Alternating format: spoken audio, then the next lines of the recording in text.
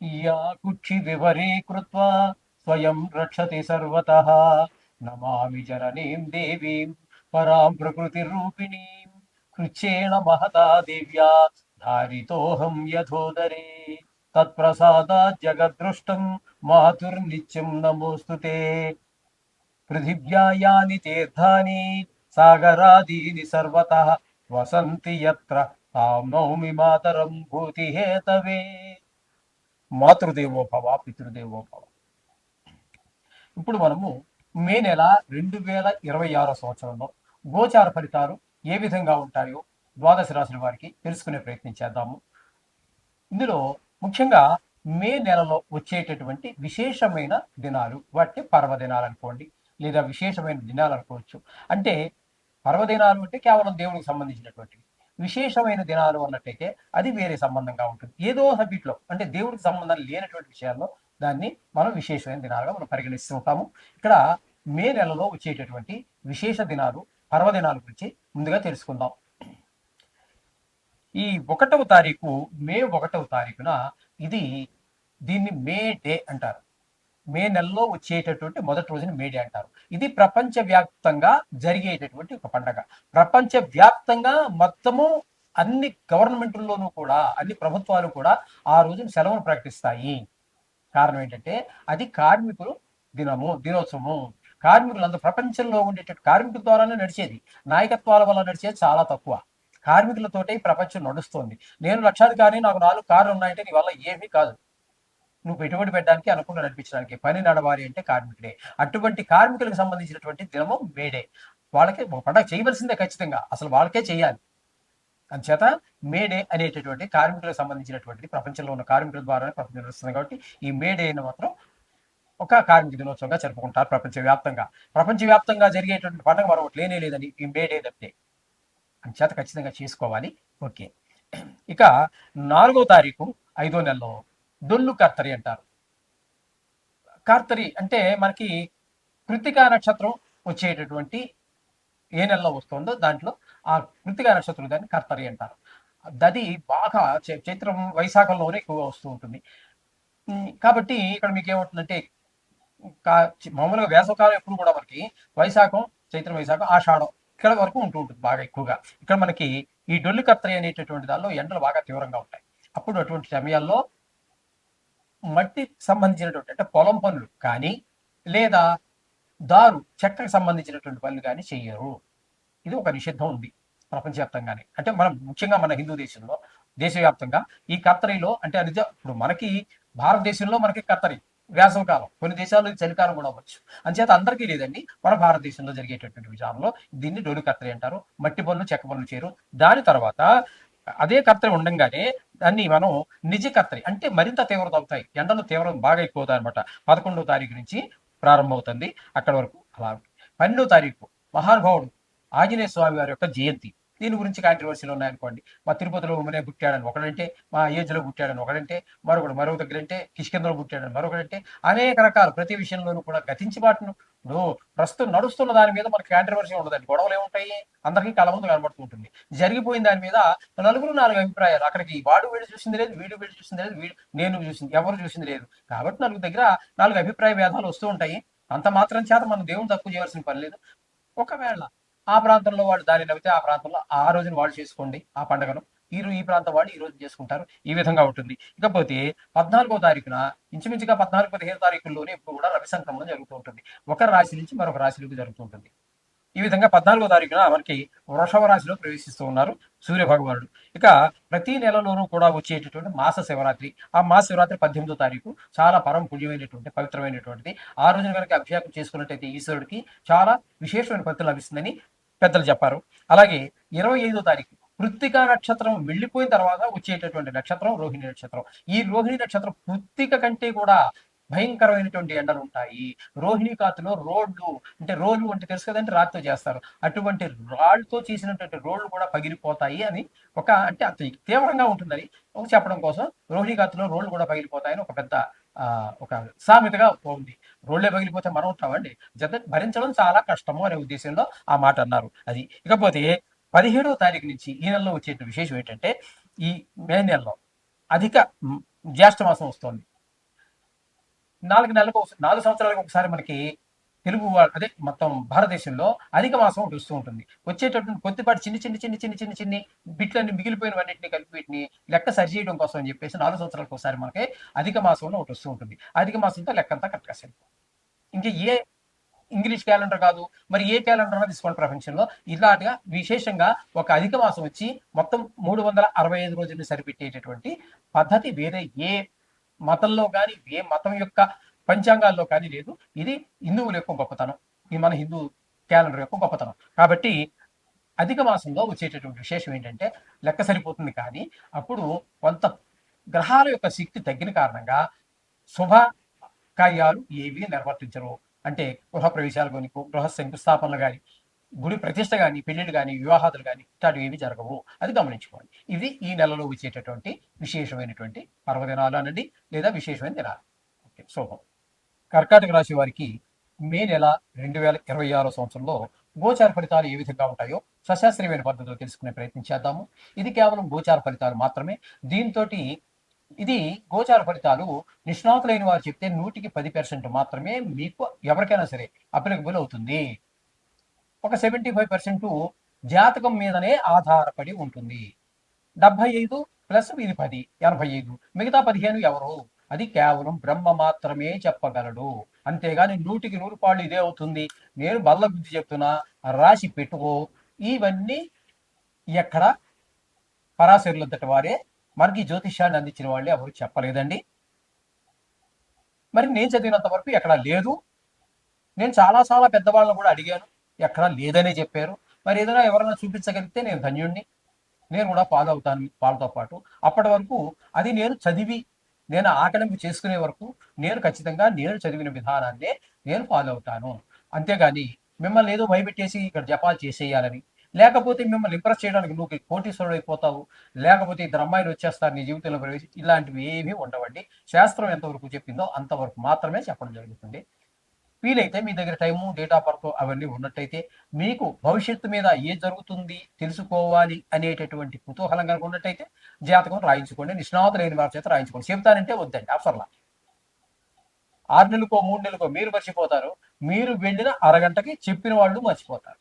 అది మీకు రాతపూర్వకంగా ఉన్నట్టయితే మీరు 20 సంవత్సరాలు కాదు 30 సంవత్సరాల తర్వాత కూడా దాన్ని తీసి బయటికి చదువుకోవచ్చు.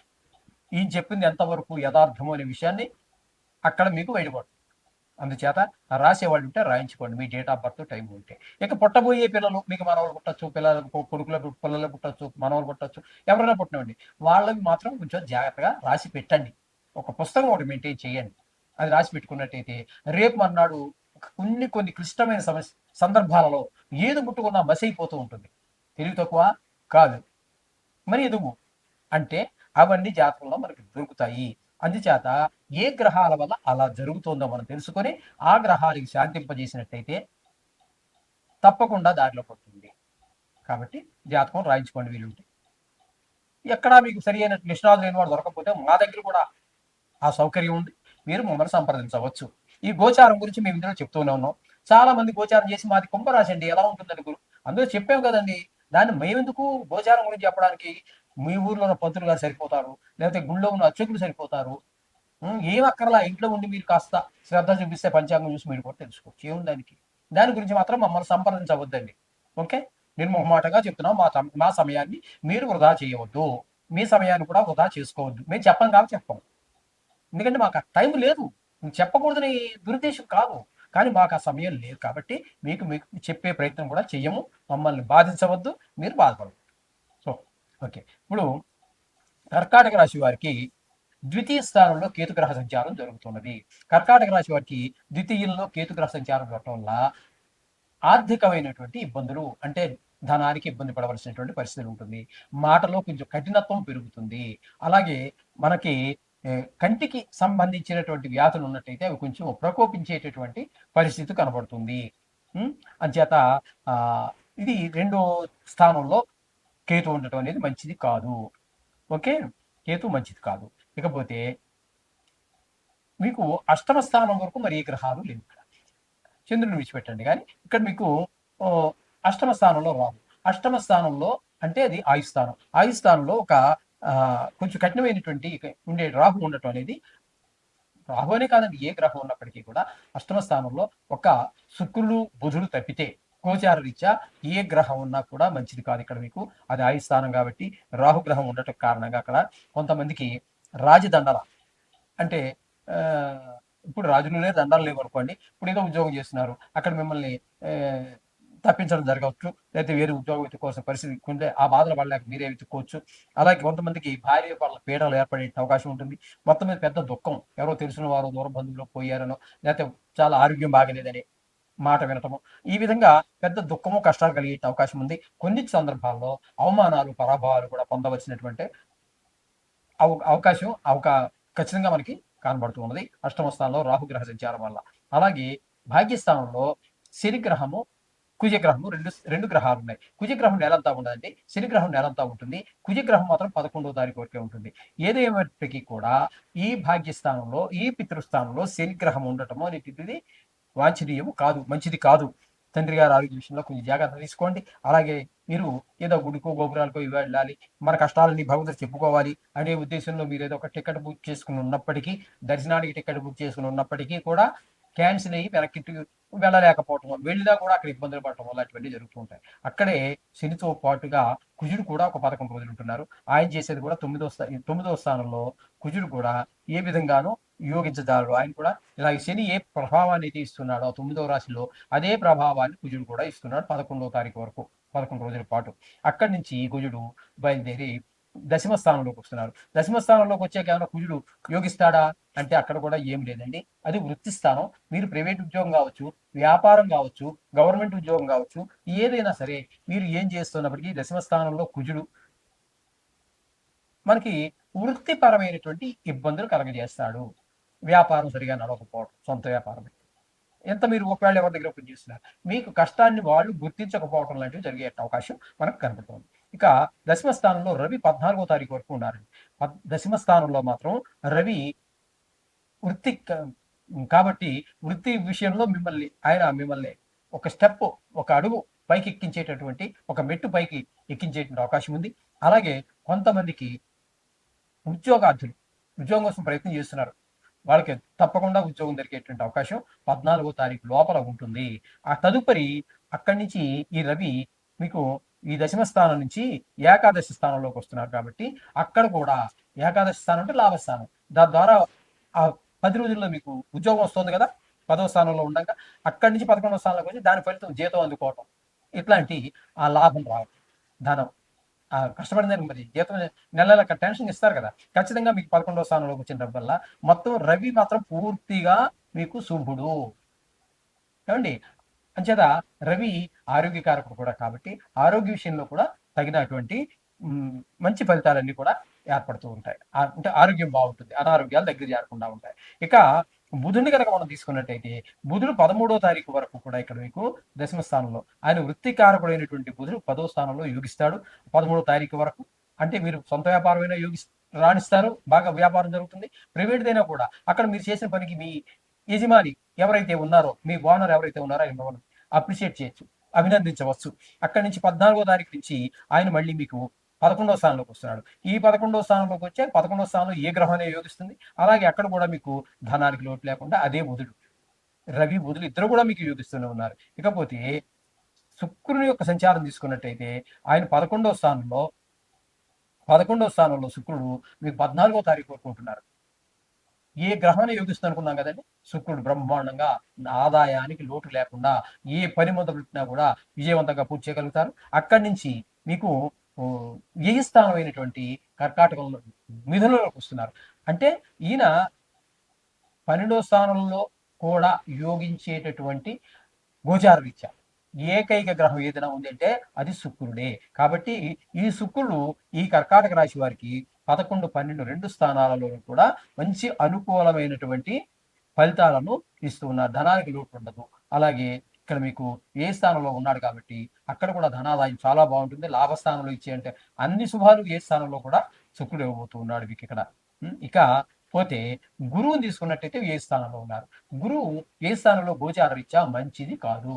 తద్వారా మనకి ధన వ్యయము, ధన నష్టము, ధన వ్యయం వేరు, ధనం ఖర్చు పెట్టుకోడు, ధన నష్టం. ఎవరో పిచ్చిపోటు కొట్టేశాడు, అయితే మాయ మాటలు చెప్పి ఏదో తీసుకెళ్ళాడు, ఎగ్గొట్టేశాడు, ఇది ధన నష్టం. ధన వ్యయం వేరు, ధన నష్టం వేరు. శత్రు భయం, మనోవిచారం, ఇట్లాంటివన్నీ కూడా మనకి గోచరిస్తూ ఉంటాయి. అయితే ఇక్కడ గురువు శుభగ్రహం కాబట్టి అక్కడ మీకు ఏంటంటే వ్యయ స్థానంలో ఉండి ఆయన ఖర్చు చేయించిన ఆ ఖర్చు మంచి పనులకే ఖర్చు చేయటం అవుతుంది. ఒక ఇల్లు కొనడానికి అడ్వాన్స్ ఇచ్చారు, ఒక స్థలం కొనడానికి అడ్వాన్స్ ఇచ్చారు, మీ పిల్లవాడిని ఫారిన్ పంపించడానికి, ఉన్నత విద్య కోసం కావచ్చు, ఉద్యోగం కోసం కావచ్చు, ఏదైనా ఒక మంచి పనికి ఉపయోగించడానికి జరుగుతుంది. లేకపోతే గుడికి డొనేషన్ చేశారు, విరాళంగా ఇచ్చారు, ఇలా మంచి పని కోసమే ఇవ్వడం జరుగుతుంది. ఈ విధమైన ఫలితాలన్నీ మీకు గురువు ఇవ్వబోతున్నాడు వ్యయ స్థానంలో ఉండి. ఈ విధంగా మొత్తంగా మనం చెప్పుకోవాలి అన్నట్టయితే కర్కాటక రాశి వారికి రవి సూర్య భగవానుడు పూర్తి శుభుడు, అలాగే శుక్రుడు పూర్తి శుభుడండి.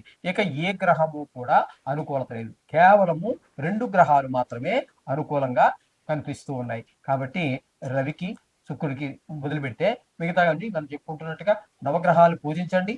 ముఖ్యంగా ఇక్కడ ద్వితీయ స్థానంలో కేతు ఉన్నాడు కాబట్టి గణపతికి, అలాగే అష్టమ స్థానంలో ఉన్నటువంటి రాహు ఉన్నాడు కాబట్టి అక్కడ ఏదైనా సరే ఒక అమ్మవారు, చండి కావచ్చు, కనకదుర్గ కావచ్చు, దానికి సంబంధించి ఏదైనా ఒక గుడికి వెళ్ళడం, దర్శనం చేసుకోవడం అనేది ఒక సూచన. అలాగే భాగ్యస్థానంలో శని ఉన్నారు కాబట్టి ఆ శని భగవానుడికి వీలైనన్ని సార్లు ఆయన రోజు వెళ్ళడానికి ప్రయత్నించండి. లేదా ఇంట్లో చదువుకుంటున్నారు కాకపోతే మీకేమైనా గుడి అవకాశం దొరికితే తైలాభిషేకం చేయించుకోండి. అది శని త్రయోదశి అనే పని లేదు, మీకు ఆ శని భగవానికి ఈరోజు చేసినా పర్వాలేదు, శని వారం అయితే మరీ మంచిది. శని త్రయోదశి అనేది ఈ నెలలోనే రాలేదు కాబట్టి ఒక రోజు శని అభిషేకం చేయించినట్టయితే వీటి నుంచి మీరు ఈజీగా చాలా సులువుగా బయటపడగలుగుతారు.